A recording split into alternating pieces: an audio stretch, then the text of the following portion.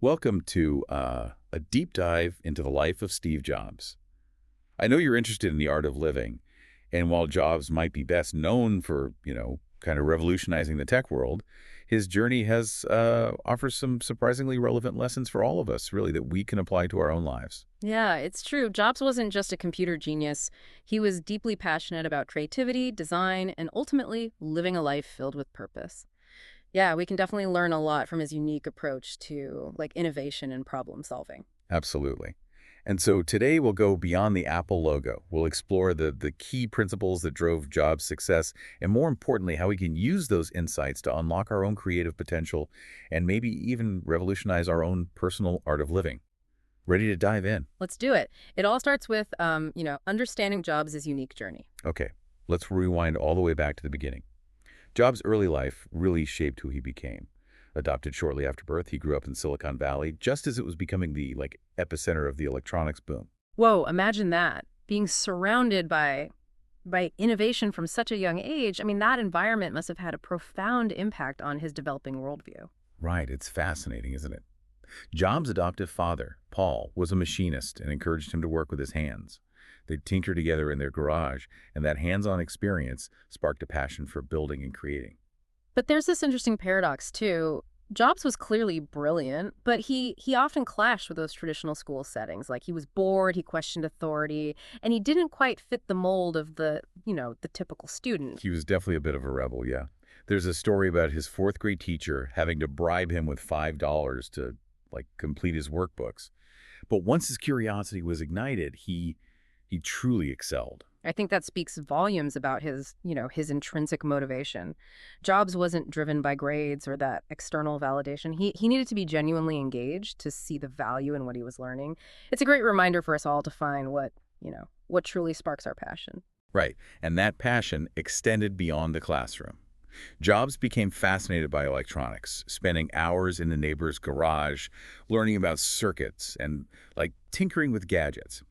As a teenager, he even had the audacity to call up William Hewlett, the co-founder of Hewlett-Packard, to ask for parts for a school project. And Hewlett was so impressed with Jobs' initiative that he not only gave him the parts, but also offered him a summer internship. Talk about seizing an opportunity and having the courage to ask for what you want. That seems to be a recurring theme in Jobs' life, that fearlessness to go after what he wanted. It was around this time that he met Steve Wozniak, the electronics whiz, who would later become his co-founder at Apple. The two Steves, as they were known, they were a study in contrasts. Jobs was the visionary, the ultimate salesman, obsessed with design and the user experience.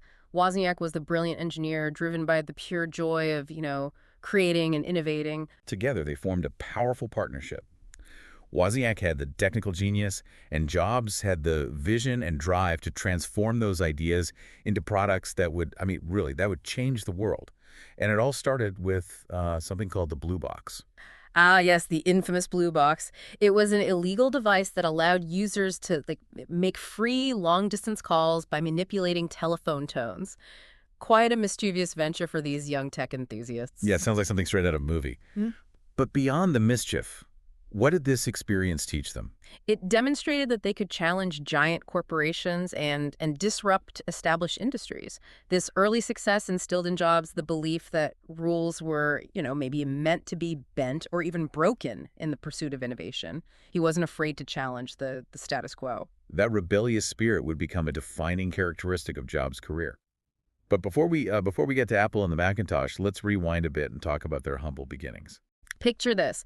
Two young guys working out of a garage, soldering circuit boards, fueled by ramen noodles and a shared dream of bringing personal computers to the masses. That's how Apple was born. It's the classic Silicon Valley startup story. Yeah, they even sold some of their prized possessions to raise funds. Jobs sold his VW bus, and Wozniak sold his beloved programmable calculator. It's inspiring to see that level of, commitment to a vision. Yeah, it shows a level of belief in their idea that went beyond financial gain. They were driven by a desire to make a real impact. Their first major product, the Apple II, launched in 1977 and it became a massive success. It was one of the first commercially successful personal computers and truly put Apple on the map. But the Apple II wasn't just a technological marvel. Jobs insisted on a sleek design and a user-friendly interface. Right. He understood that people, they connect with products on an emotional level. That's a crucial insight for anyone who wants to create something meaningful. It's not enough for something to simply function. It needs to be beautiful, intuitive, and engaging. It's about crafting an experience. Absolutely.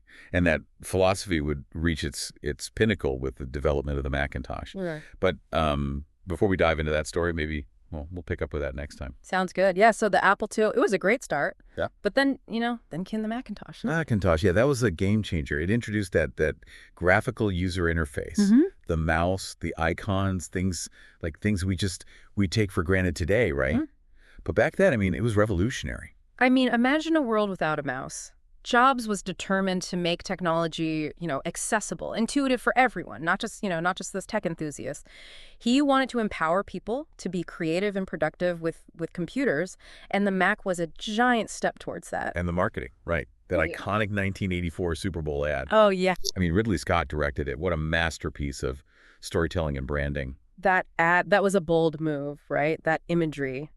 A woman shattering this big brother-like figure, symbolizing Apple's rebellion against the conformity of the tech industry. Powerful statement. It really captured people's imaginations. That ad positioned Apple as this champion of individuality and creativity, a David taking on like the Goliath of IBM. And it worked. The 1984 ad wasn't just a commercial, it was a cultural moment that cemented Apple's image as a company that dared to think differently. It's a testament to Jobs' understanding of storytelling and creating that emotional connection with consumers, right? Yeah, thinking back to, the art of living that we're talking about, this idea of challenging conventions and embracing that unique vision. Mhm. It seems so relevant here, right? Sometimes the most impactful innovations come from those who aren't afraid to break the mold. It's true. It's a reminder to stay true to your vision even when others might doubt you. Jobs' journey, it's full of examples of him defying expectations, pursuing his own path. That independent spirit, it's something we can all learn from. For sure. Despite the success of the Mac, Jobs' journey wasn't always smooth sailing. In fact, he was ousted from the company he founded. It's crazy, right? It essentially came down to personalities, management styles. Jobs was, incredibly passionate and demanding, but that intensity, well, it sometimes created friction. So he was fired from his own company. Mm-hmm. Can you imagine being pushed out of something you built from the ground up?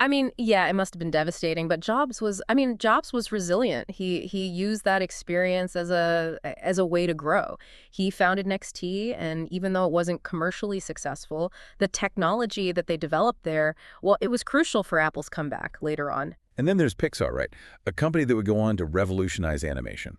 What sparked Jobs' interest there? He saw the potential of computer animation long before it was mainstream. He acquired this small graphics company, which became Pixar, and the rest is history. Toy Story, Finding Nemo, The Incredibles.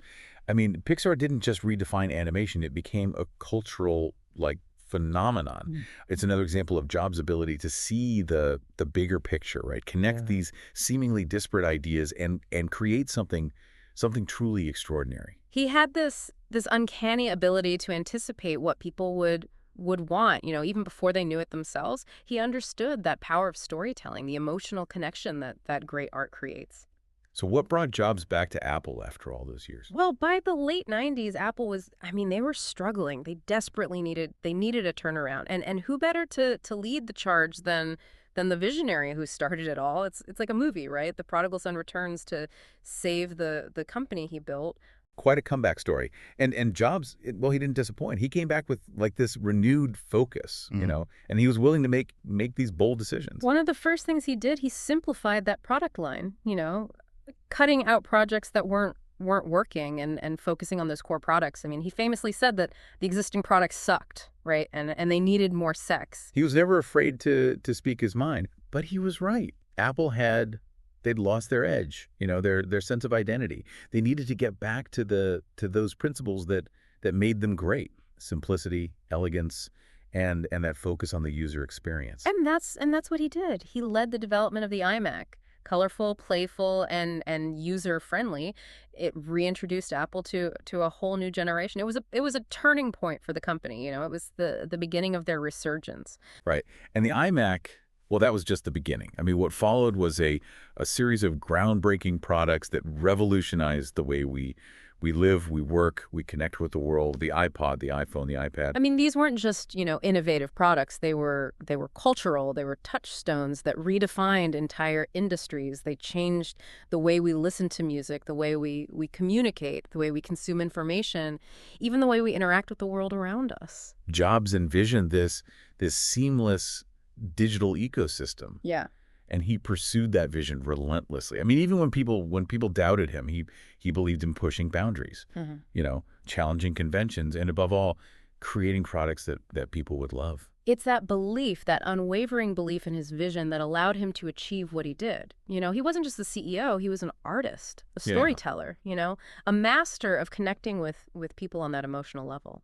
Yeah, his story is really inspiring, especially for anyone interested in exploring the art of living. Jobs' life was a testament to following your passion, Mhm. embracing creativity and never giving up on your dreams, even when faced with adversity. So we've talked about his journey, his pursuit of innovation, his impact on tech. But what about, beyond that, beyond the products? What about the art of living? What can we learn from Jobs about that? Jobs. He was famous for that reality distortion field, right? This almost like supernatural ability to bend reality to his will. It's been described as charisma, persuasion, and unwavering belief in his own vision. Yeah. How did this reality distortion field contribute to his I success? mean, it allowed him to achieve things that other people, thought were impossible. Like he could convince people to buy into his ideas, to work tirelessly to bring his vision to life, to overcome like these seemingly insurmountable obstacles. He truly believed that anything was possible if you just set your mind to it. It's almost like he willed his dreams into existence. It's incredibly inspiring, but I can also imagine, right? It could be pretty challenging to work with someone who had such a strong personality and those high expectations. No doubt. I mean, Jobs was demanding. He was ruthless at times. He had a reputation for being a perfectionist, and he pushed his team, relentlessly to achieve his vision. But he also inspired this incredible loyalty and dedication. People were drawn to his passion and his unwavering belief in what they were creating together. It's that sense of like a shared purpose, right?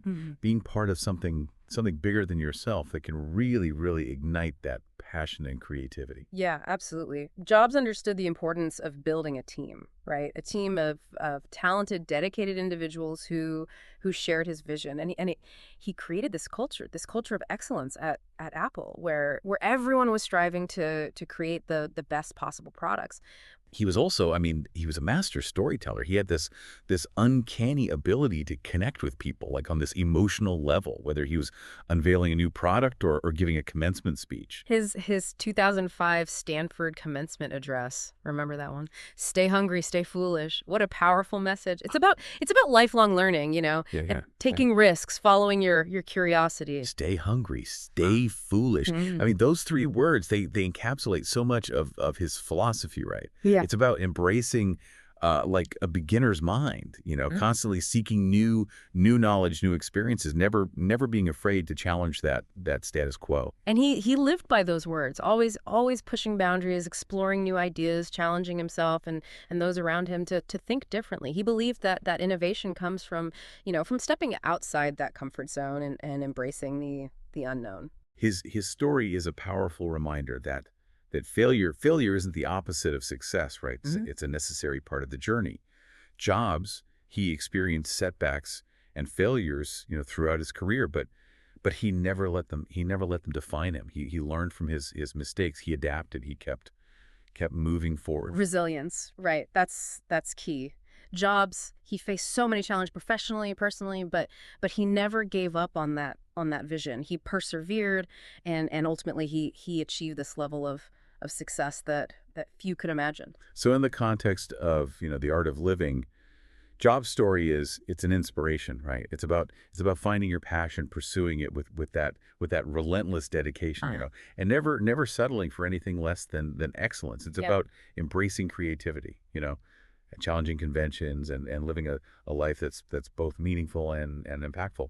And his legacy, I mean, it extends far beyond, beyond the products he created. He left a mark on the world, demonstrating that power of technology, of design, of the human spirit. So as we wrap up our deep dive into the life of Steve Jobs, what's the one key takeaway you hope our listeners will remember?